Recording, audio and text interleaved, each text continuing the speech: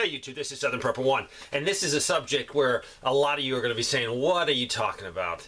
I'm not even at that point. I'm trying to get food and water and maybe buy a shotgun, get some ammo, put some survival gear back. But this is a video for people that are more, advanced, or you've been doing it for a long time.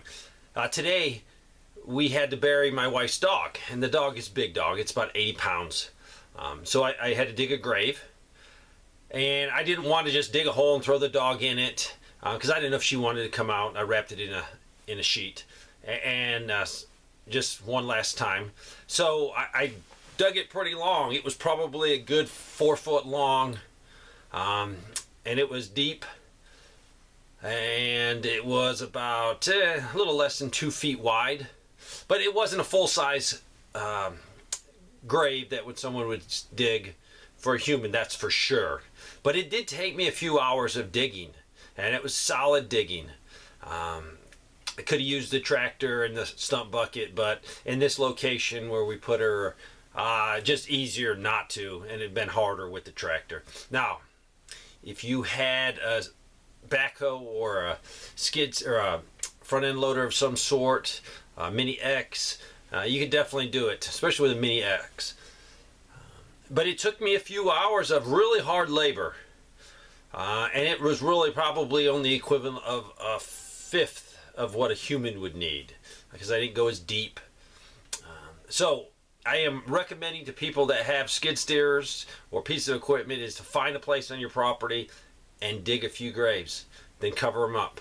The reason is you might have a good Mini X, but it's got some computers in it and an EMP takes it out. And it's so much easier to have these things first thought out. Where would I bury some of my loved ones or some of my friends in an SHTF event? Find the spot now, because if you lose a spouse, you're not going to be thinking as clearly, what's the best spot? Now is the time. Find the best spot. If I had to do an emergency burial on my property, even if you live in a suburban area, where would be the best place to bury someone? So find that out now. I have a buddy coming over, and he's going to do a few little things with his Mini X. I am literally going to, after today having to dig that grave for just the dog, I'm going to have him do 2 or 3 spots, dig it full 6 foot, full size, and then I'll have him fill it back in, because it will be a lot easier for me to dig that soft dirt out. Or you might say, I got a Mini X, I don't need to do it now, I'll do it later. What happens if you're the one that dies and your wife has to dig a grave for you, or your kids? It's a lot of work. Let's say it's 6 months into a SHTF raw event, and you're tired, you're exhausted, your food is running low, you're not getting enough sleep, you're not getting enough calories, and you're forced to dig a grave for your loved one. You might not be able to dig it to the depth you would want or to the size you want. So, I know if you're just a beginner prepper, this is probably going over your head and you're thinking Dave's crazy. But for people that have gotten all the basics done, we need to continue prepping. It's taking it to another level. If you think I'm crazy, go dig a grave and see how long it takes you. If you're not in good shape, you might not even get a proper grave dug for your loved ones. So, if you've got a plan on your property where you know a machine's going to come in, if you live in the country, have them pick out a few spots and dig it, fill it back in. It'll be the best money you can spend if you need to dig a grave. You probably see my hand right there. Now that wasn't from the digging, that was from another task I did, but my hand was sore to start with.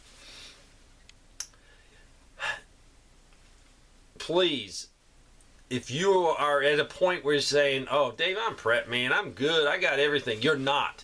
Continue thinking, worst case event. The more I talk to people, I met with a good group of guys yesterday, and there was some new preppers there. They're just starting out.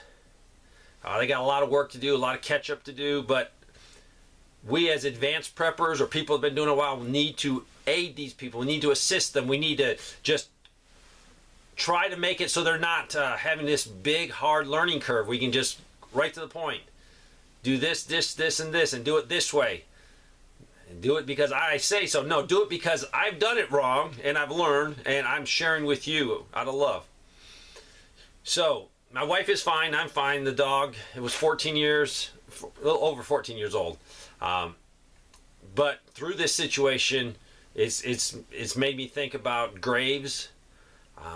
It's made me think about getting them dug now. I would hate for my wife to have to dig a grave if I was not here, my son wasn't here. I don't think she could properly do it, to be honest with you. It's a lot of work. If you pick a bad spot, I hit a few little rocks, but I was able to get them out with the pry bar, really no problem. But you might pick a spot and you dig for hours and hours and hours, and then you hit a solid rock. It's better to find out now. If you live in the suburbs and you're like, I can't get a mini X in there.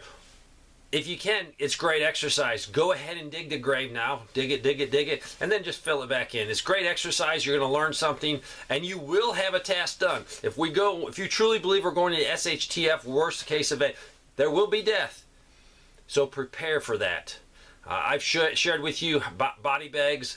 I would definitely be using a body bag if I didn't have a coffin. The reason is later on you might move that body, or a loved one could die, and the family members of that person could say, hey, we'd like the body, and you could technically dig it up and remove it if that was really necessary. Or